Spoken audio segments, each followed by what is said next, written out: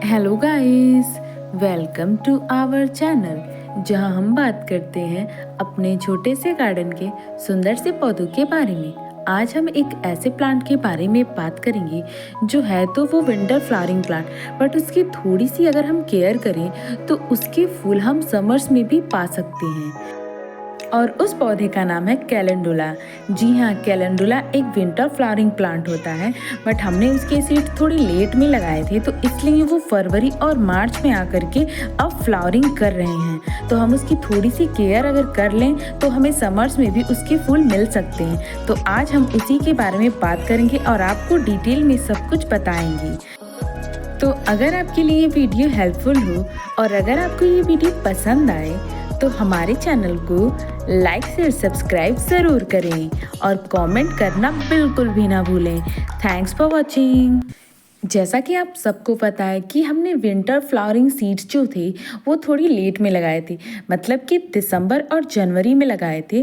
तो उसके सीड्स भी जर्मिनेट लेट हुए और उसके बाद से फ्लावरिंग अब जाकर के यानी फरवरी एंड में और मार्च में होने लगी है और सारे फूल फ्लावर्स निकालने लगे हैं जो भी विंटर्स में हमने लगाए थे, क्योंकि स्प्रिंग सीजन तक जो भी विंटर्स के फ्लावर्स होते हैं वो खिलते रहते हैं। तो उन्हीं में से कैलेंडुला भी है जिसके सीड्स हमने थोड़ी लेट में लगाए थे, तो वो फ्लावरिंग अब करने लग पड़े हैं। जैसा कि आप वीडियो में देख सकते हैं कि ये कितने सुंदर से फ्लावरिंग कर रहे हैं, मतलब बहुत सारे कलर्स में ये हैं। एक येलो कलर में है, एक मस्टर्ड येलो कलर में है और सारे ऑरेंज कलर में हैं। अभी एक दो प्लांट तो खिलने बाकी हैं, तो उसमें देखते हैं कौन से कलर में खिलते हैं, क्योंकि येलो कलर के ही जो कलर्स होते हैं उन्हीं सब में इसके फ्लावर्स आते हैं जो बहुत ही खूबसूरत लगते हैं। मैंने 2 पॉट में इसके लगाए हैं, तो आज हम उसी के बारे में बात करें, क्योंकि इसकी थोड़ी सी अगर हम केयर करें तो सर्दियों में भी गर्मियों में भी इसके फूल हम पा सकते हैं। जैसा कि मैंने बताया आपको कि ये एक विंटर फ्लावरिंग प्लांट्स होता है, मगर अगर थोड़ी सी केयर की जाए तो इसके फूल हम गर्मियों में भी पा सकते हैं। बट फूलों की साइज थोड़ी छोटी आती है, ये होता है गर्मियों में कैलेंडुला के खिलने पर। तो सबसे पहले हमें इसके बीज को लगाने के लिए अच्छी क्वालिटी का बीज होना चाहिए। अगर बीज अच्छी क्वालिटी का नहीं होगा तो वो बिल्कुल भी जर्मिनेट नहीं होगा। और इसको लगाने का जो सही समय होता है, आप विंटर्स में कभी भी इसके सीड्स को ग्रो कर सकते हैं। जैसा कि मैंने आपको बताया कि मैंने दिसंबर जनवरी में इसके जो सीड्स होते हैं उनको लगाया था, तो आप सर्दियों में मतलब नवंबर से लेकर के अक्टूबर में थोड़ा टेम्परेचर अगर ज़्यादा रहेगा तो इसके जर्मिनेशन में दिक्कत आ सकती है।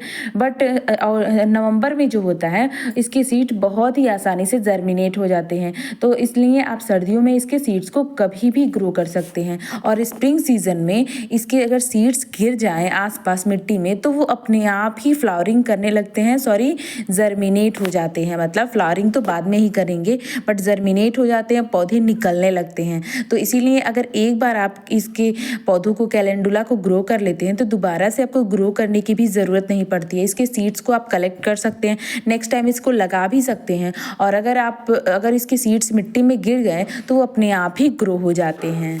कैलेंडुला के सीड्स को कलेक्ट भी बहुत ईजिली कर लिया जाता है, मतलब इसके फूल जैसे ही सूख जाते हैं अगर आप उसको छोड़ देंगे तो वो अपने आप ही सीड्स बन जाते हैं, 1 हफ्ते के अंदर ही बन जाते हैं, फिर आप उसको कलेक्ट कर सकते हैं। तो इसके सीड्स को जो लगाने का तरीका वो सारे सीड्स के जैसे ही होता है। आप कोकोपीट वर्मी कंपोस्ट के इक्वल रेशियो में भी लगा सकते हैं या फिर आप मिट्टी के सॉइल मिक्सचर में भी लगा सकते हैं, वो बहुत ही ईजिली जर्मिनेट हो जाते हैं। बस 2-3 दिन में ही इसके बीज जो होते हैं वो जर्मिनेट हो जाते हैं। जर्मिनेट होने के बाद आप इसको किसी बड़े पॉट में ट्रांसप्लांट कर सकते हैं। ऐसा नहीं है कि जो कैलेंडुला होता है उसको बहुत बड़े पॉट की ज़रूरत होती है, ऐसा बिल्कुल नहीं है। आप इसको 6 से 8 इंच वाले पॉट में भी लगा सकते हैं। जैसा कि आप देख सकते हैं मैंने जो कैलेंडुला के प्लांट लगाए हैं ये मैंने 8 इंच वाले पॉट में लगाए हैं और एक पॉट में मैंने 3 से 4 प्लांट लगाए हैं। साइड वाले में मैंने 3 प्लांट लगाए हैं और लेफ्ट साइड वाले में मैंने 4 प्लांट लगाए हैं। और आप देख सकते हैं फूलों की भी साइज अच्छी है, पौधे की भी ग्रोथ अच्छी है। तो इसलिए पॉट का साइज इसमें कोई मैटर नहीं करता है, बट इतना भी छोटा नहीं। अगर एक पौधे के लिए आप 5 इंच का भी पॉट रखते हैं तब भी सही होगा। और अगर आप 2-3 पौधे एक साथ ही लगाना चाहते हैं तो आपको ज़रूरत है 8 से 10 इंच वाले पॉट की। बहुत ही कम केयर वाला पौधा है, ज़्यादा एक्स्ट्रा केयर करने की ज़रूरत नहीं पड़ती है। मतलब कि बाद में जो फर्टिलाइज़र वगैरह देना रहता है सारे प्लांट्स में, उसमें ये ज़रूरत नहीं पड़ती है कि आप इसको एक्स्ट्रा फर्टिलाइज़र वगैरह जो सर्दियों के प्लांट्स में दिया जाता है, डहेलिया, डायंथस वगैरह में दिया जाता है, वैसी इसकी कोई भी रिक्वायरमेंट नहीं होती है। तो जब आप इसको ट्रांसप्लांट करने के लिए मिट्टी बनाएं, उसी में आपको बहुत ही अच्छी मात्रा में फर्टिलाइज़र दे देना है, मतलब वर्मी कंपोस्ट या फिर गोबर की खाद आपको अच्छी क्वांटिटी में देना है। 30 से 40% के करीब खाद उसमें मिलाएं। जिस मिट्टी में भी आपको लगाना है, मिट्टी इसकी वेल ड्रेनिंग होनी चाहिए, क्योंकि पानी रुकेगा तो पौधा ख़राब हो सकता है। ये किसी भी पौधे की रिक्वायरमेंट होती है, कोई भी पौधे में पानी नहीं रुकना चाहिए। तो सेम इसकी भी इस प्लांट में भी ऐसा ही है कि पानी नहीं रुकना चाहिए। वेल ड्रेनिंग मिट्टी होगी तो पानी अपने आप ही निकल जाएगा। मॉइस्चर की ज़रूरत होती है, अगर इसमें मॉइस्चर नहीं रहेगा तो ये तुरंत ही पौधा सूखने लगता है, इसके पत्ते एकदम ढिलके ढिलके से जैसे लगने लगते हैं। तो इसमें मॉइस्चर हमेशा बना करके रखें। मार्च का मंथ चल रहा है, तो सुबह में अगर मैं पानी इसमें नहीं देती हूँ तो शाम तक इसके पत्ते एकदम से सिकुड़ से जाते हैं। तो इसलिए इस चीज़ का ध्यान रखें कि पानी इसमें, मतलब मॉइस्चर इसमें बना रहना चाहिए। तो मिट्टी जब आप बनाएं इसकी, तो इसमें कोकोपीट की कुछ मात्रा ज़रूर मिलाएं। अगर आपको समर्स में यानी गर्मियों में इसकी ग्रो करना है तो इस चीज़ का आपको खास ध्यान रखना पड़ेगा कि जब आप इसको ट्रांसप्लांट करते हैं, सर्दियों में तो ये चल जाता है क्योंकि सर्दियों में उतनी पानी की ज़रूरत नहीं पड़ती है। आप एक टाइम पे पानी देंगे तो फिर आप 2 दिन तक या फिर 1 दिन तक अगर नहीं देंगे तब भी चलेगा। बट अगर आप इसको समर्स में ग्रो करना चाहते हैं तो इस चीज़ का आप ध्यान दें। मिट्टी में आपको कोकोपीट मिला देंगे तो इसमें हमेशा नमी बनी रहेगी, मॉइस्चर बना रहेगा, जिससे पौधा भी आराम से चल जाएगा। अगर आप उसको सुबह शाम दोनों टाइम पानी देते हैं, क्योंकि समर्स में काफ़ी धूप होती है तो दोपहर तक 2-3 घंटे में ही पानी सूख जाता है, मिट्टी एकदम से सूख जाती है। तो इसलिए मॉइस्चर बनाने के लिए आप इसमें कोकोपीट की भी मात्रा मिलाएं, अगर आप इसको समर्स में लगाना चाहते हैं तो।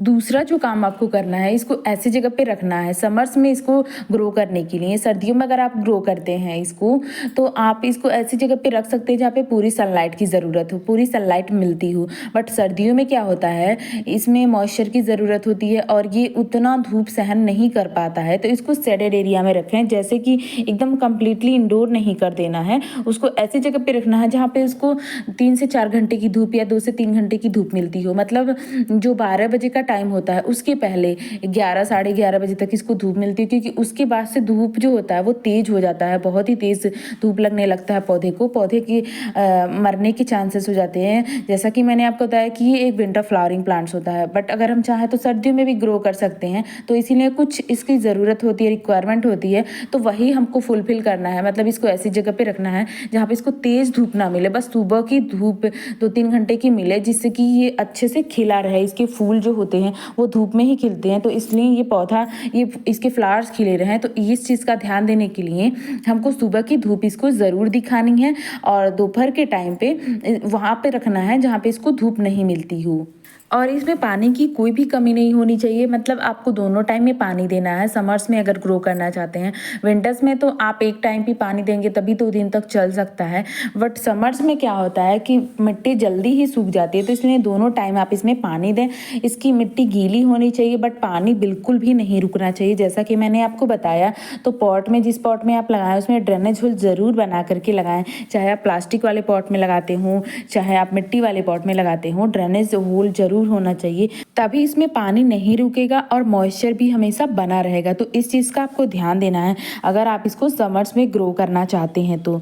और कभी कभी ऐसा होता है कि कुछ ही दिन में इसमें फ्लावरिंग बंद हो जाती है, ये बहुत दिक्कत होती है, चाहे वो समर्स में देखिए या फिर विंटर्स में देखिए। जैसा कि मैंने बताया, समर्स में फूलों की साइज छोटी होती है, पर विंटर में क्या होता है, एक बार फूल आकर के पौधे फूल देना बंद कर देते हैं। तो वो उसका सबसे बड़ा रीज़न ये होता है कि जो स्पेंड फूल होते हैं उनको हम हटाना भूल जाते हैं और वो स्पेंड फूल बीज बनाने लगते हैं। तो जब आपको बीज नहीं चाहिए इसके, तब स्टार्टिंग में अगर आपको बीज नहीं चाहिए, क्योंकि एंड में ही सबको बीज चाहिए होता है, नेक्स्ट टाइम के लिए कलेक्ट करना होता है, तो इसलिए आप इसकी स्पेंड फूलों को हमेशा हटाते रहें, जिससे कि ज़्यादा से ज़्यादा ब्रांचेस निकलें और पौधा ज़्यादा से ज़्यादा फूल दे। तो इसलिए स्पेंड फूलों को ज़रूर हटाएं। अगर आप एक ही पौधे से लगातार फ्लावरिंग चाहते हैं और चाहते हैं कि फ्लावर्स एकदम से आते रहें, तो इसलिए स्पेंड फूलों पौधों को हटाना बहुत ही ज़रूरी है, वरना ये बहुत ही जल्दी सीड्स बनाने लगते हैं।